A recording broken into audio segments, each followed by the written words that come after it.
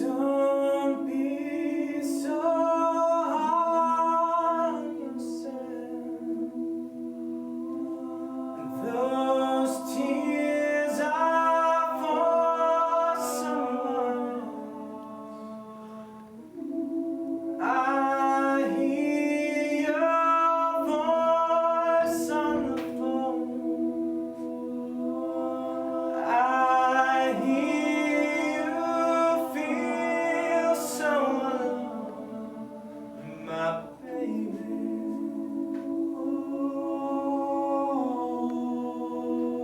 Oh, baby.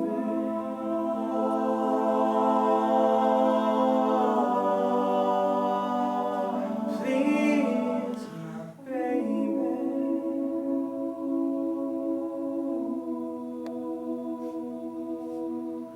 My baby.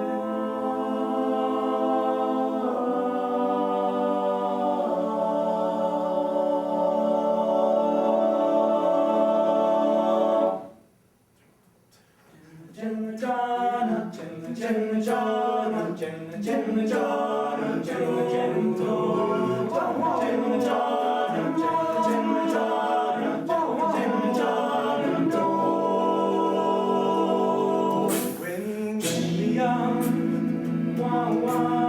yeah, truth was paramount. We were golden, and we could live a life without any doubt. Those memories, it's just so long.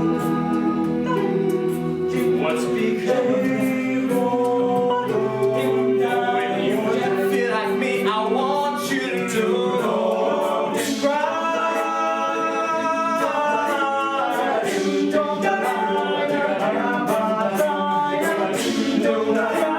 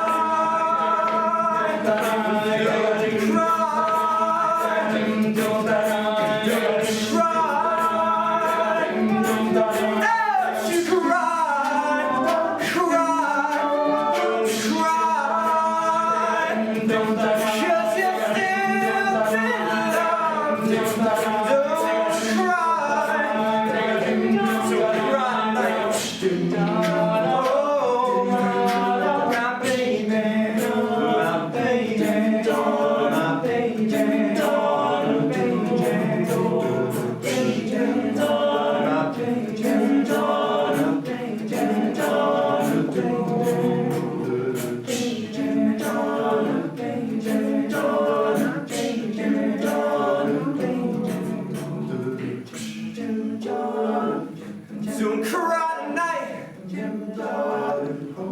You still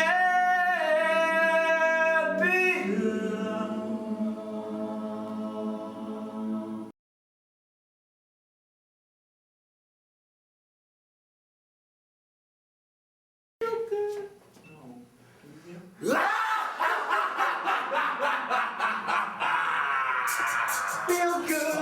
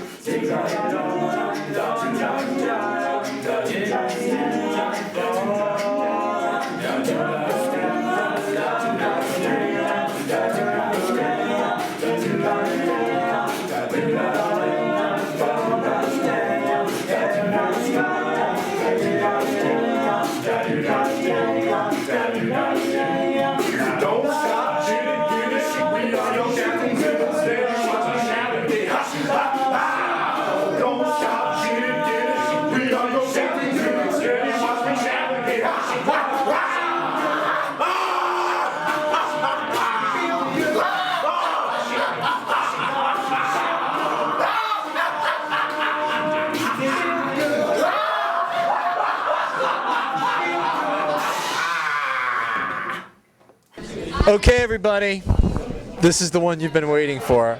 I'm here with Nathan and Hunter from the BU Dear Abbeys.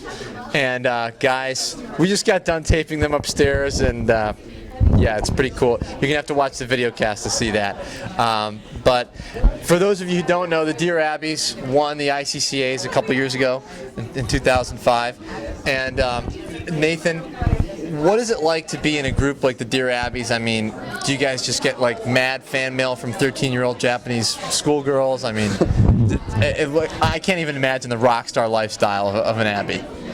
I mean, honestly, it kind of just feels the same because it's more about the guys that are in the group than about the crowd afterwards. Right. And I don't know, but I don't know. Hunter, do you want to?